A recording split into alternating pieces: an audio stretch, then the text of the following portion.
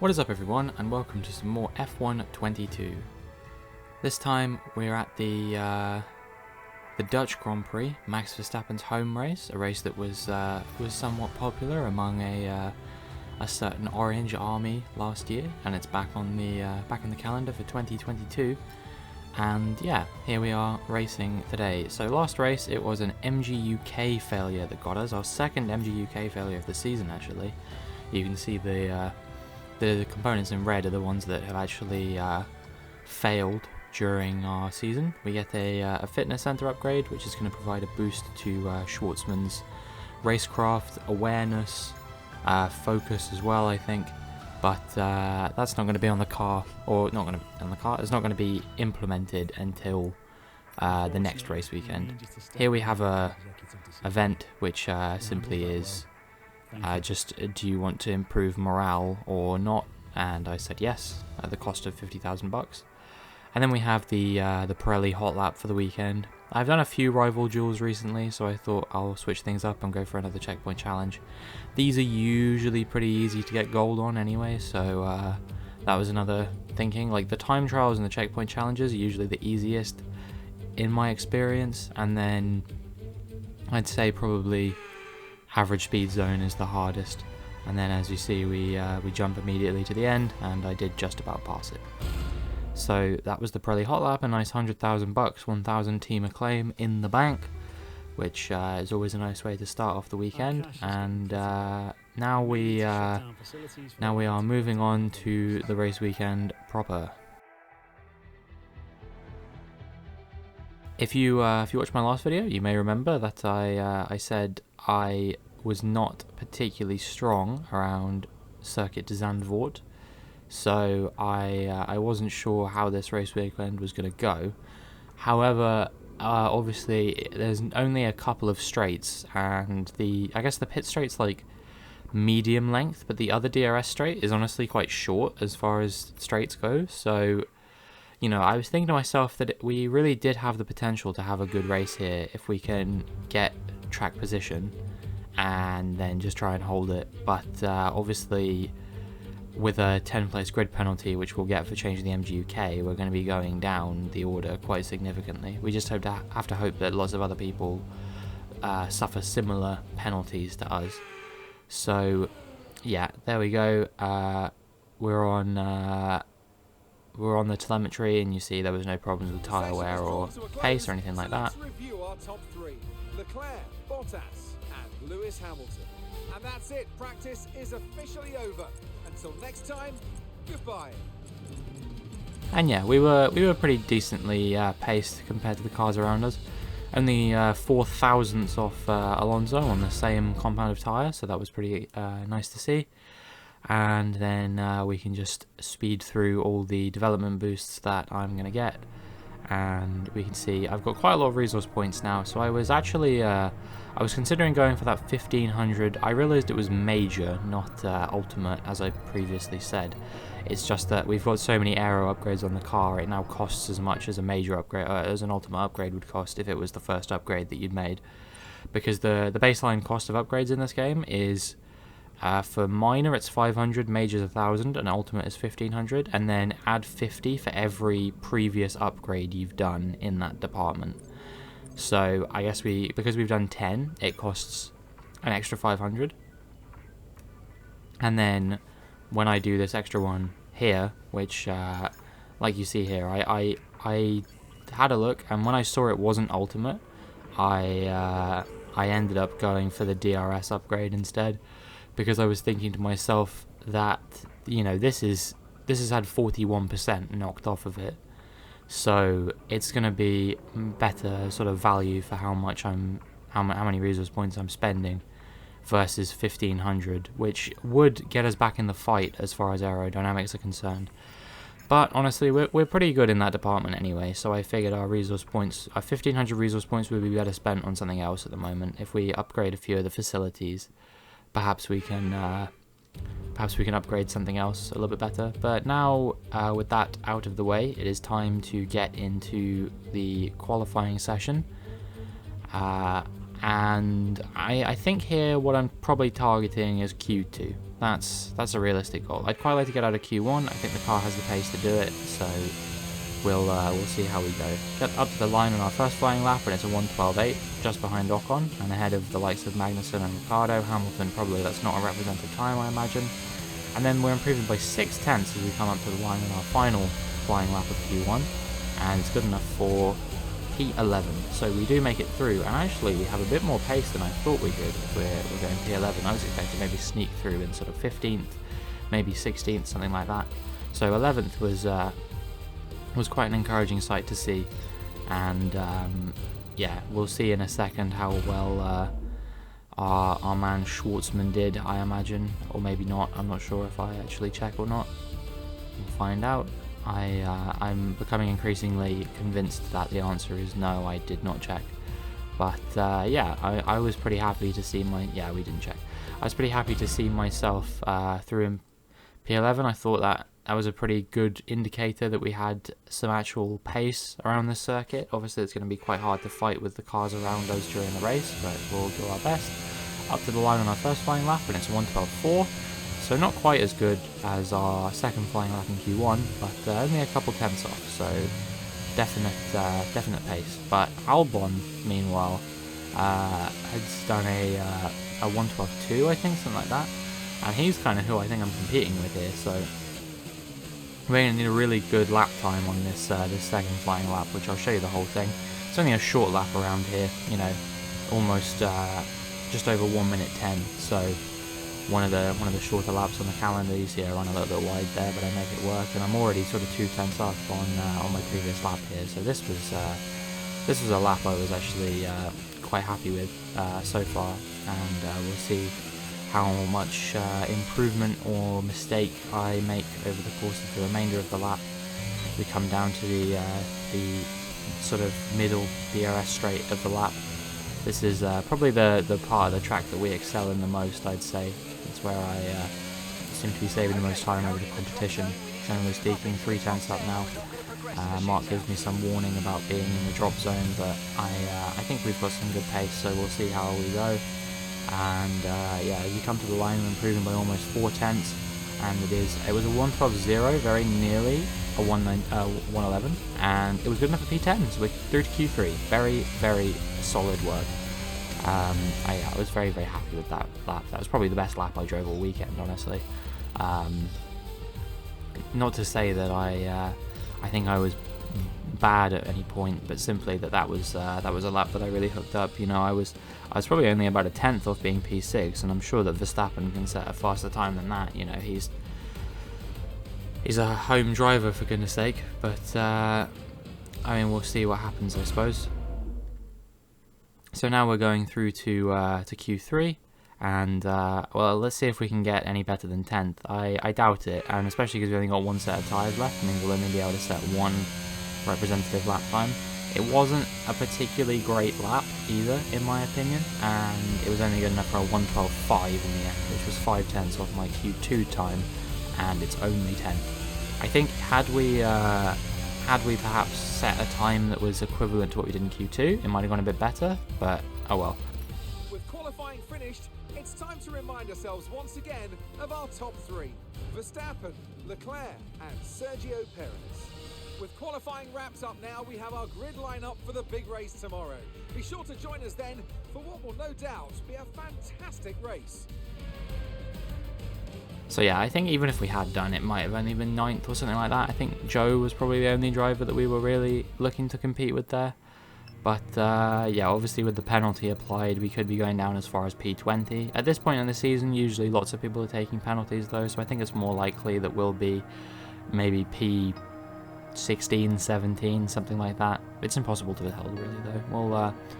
We'll have to wait and see where we end up.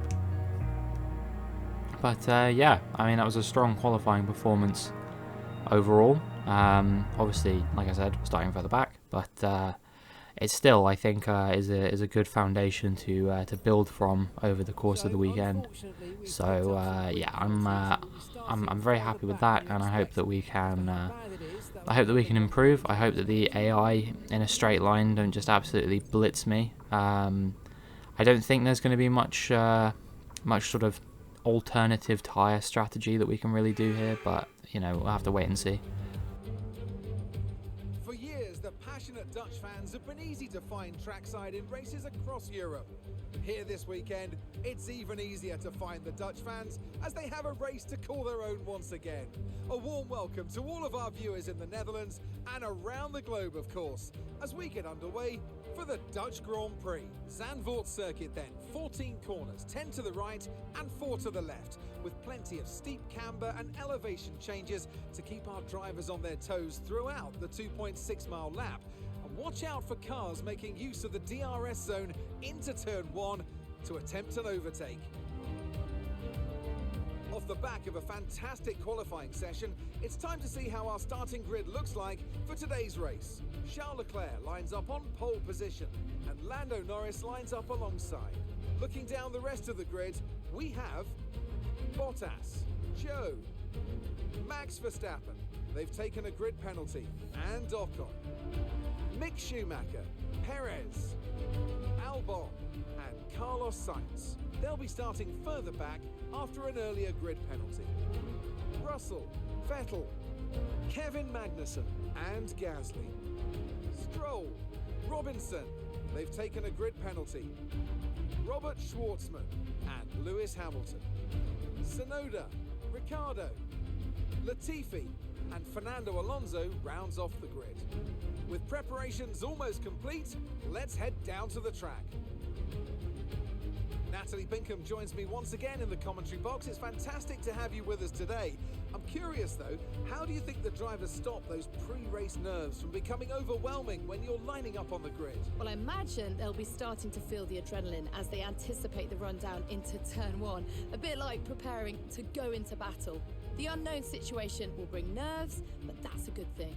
It'll keep them focused on the moment and on their surroundings as we build towards the start of the Grand Prix.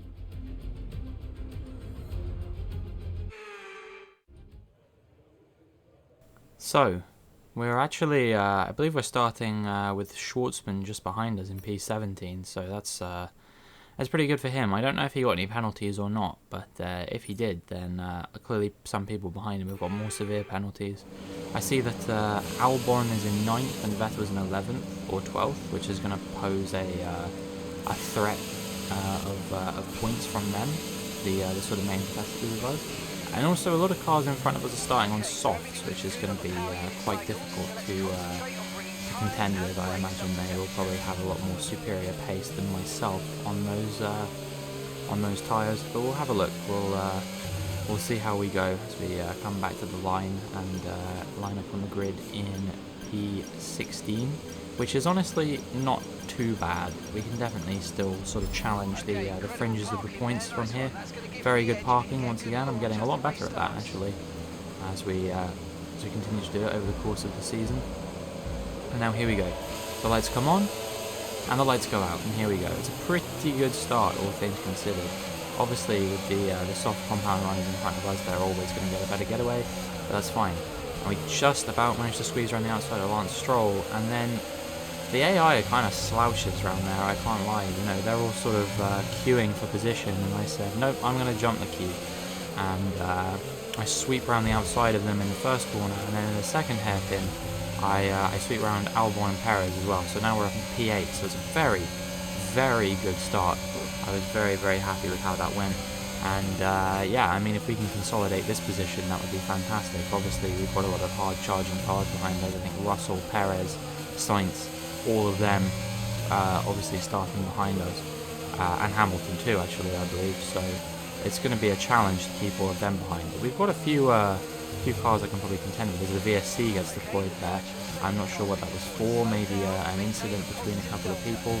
I don't think I was involved in any collisions, but yeah, clearly someone somewhere maybe lost a front wing or something like that.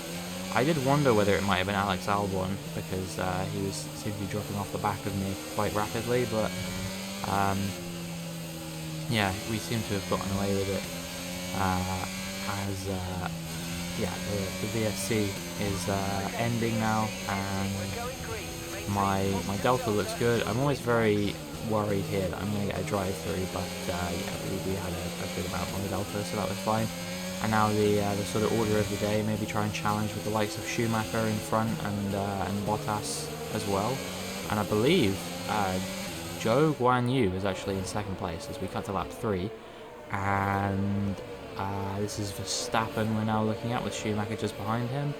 And what's happening with him? Let's find out. There's a yellow flag. And I think he's pulling over to the side. I didn't see any smoke, so I assume this is gearbox related. But yeah, that's a disaster for him. It's his home race, you know, and he's out on lap 3. If I was a Dutch fan, I would be fuming right now. You know, I've paid all this money to come all the way to Zandvoort to watch my favourite driver compete in his home race and maybe even win, and he didn't even make it round the track 3 times. You know, you would have got more for your money if you'd come on Saturday to watch qualifying, because he probably did more laps then. That's absolutely devastating. Now here we are on lap 5 as we begin, as we come around the final corner to begin lap 6. And you see Schumacher and Bottas are starting to get away from us a little bit, and Albon is just as much behind and chasing us down as ever. I'm really doing everything in my power to hold this position, but he is just absolutely relentless. He's hassling me all the way through this complex. And yeah, I was just doing everything in my power to keep him behind. I was pretty confident that this one was going to be an ERS glitch, because, you know, I doubt we'd have 3 mechanical DNFs in a row. So probably just ERS or DRS or something like that. You know, I'm sure it'll be fixed in just a second. And then yeah, I mean, at least I've never seen 3 mechanical DNFs in a row, so I thought it was pretty unlikely. Here we go through the sort of middle sector, and you see Albon still just hassling us behind, and yeah. It can't keep happening.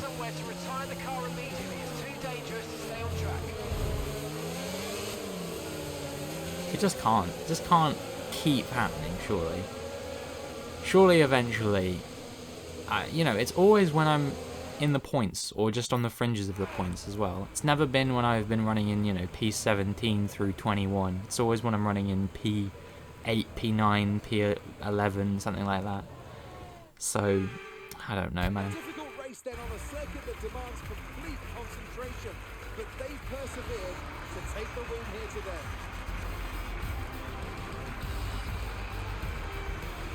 Natalie Pinkham, how do you think they were able to set themselves apart today? Well, I honestly feel it was down to the driver and car today. I mean, we could talk driver skill all day, but if you don't have a solid team to back that, you're never going to get anywhere. When you hit that sweet spot of having both an excellent driver and an incredible car, that's when you see results like those that we've witnessed today.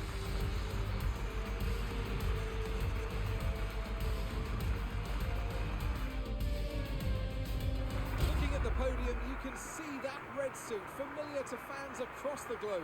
A world-class win for a world-class team.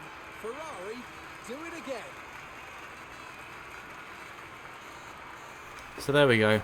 Leclerc P1, Sainz P2, Perez P3. Leclerc just speeding away in the championship at this point.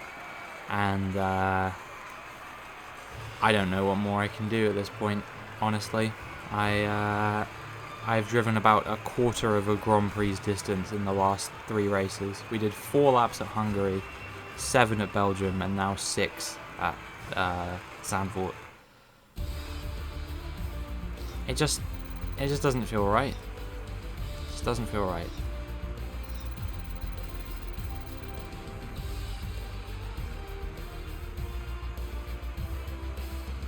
After this round of the World Championship, here's how things look in the drivers' table. Charles Leclerc, currently leading the championship standings, extends his lead even further with this result. So then, Natalie Pinkham, who would you rank as your driver of the day? Carlos Sainz would be my first choice for this race. He had excellent race stamina, giving him the opportunity to charge through the ranks. It's time to see how things are shaping up in the Constructors' Championship. Ferrari continue to extend the gap at the top of the table. Meanwhile, good work from Aston Martin this weekend, who pushed themselves further up the order. And with that, we wrap up another weekend of motorsport action. But with more races lined up, be sure to join us when we come back with more Formula One. So that was that. That was the tale of the Dutch Grand Prix. That was all I could do. I sincerely apologise to everyone who comes to watch these videos to watch me actually do a race. I do not control whether the game chooses to give me 3 mechanical DNFs in a row or not. And apparently, maybe the sponsor is cursed. Maybe it's like you choose this sponsor and then it's like, okay, well now you're screwed. But anyway, I hope you enjoyed. If you did, make sure you like and subscribe. And hopefully I will see you in the next one.